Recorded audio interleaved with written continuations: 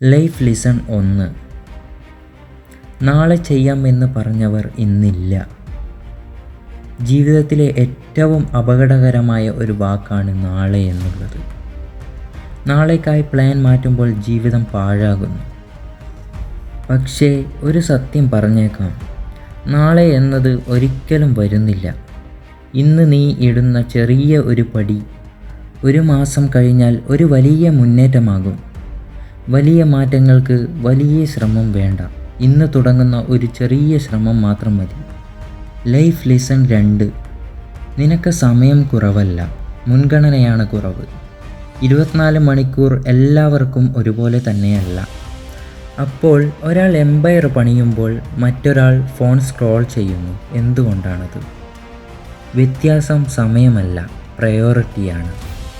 10 minute reels കാണാൻ സമയം കിട്ടുന്നവർ 10 minute self ഗ്രോത്തിനായി മാറ്റുന്നില്ല. മുൻഗണന മാറ്റിയോ ജീവിതത്തിന് ഫലം മാറും.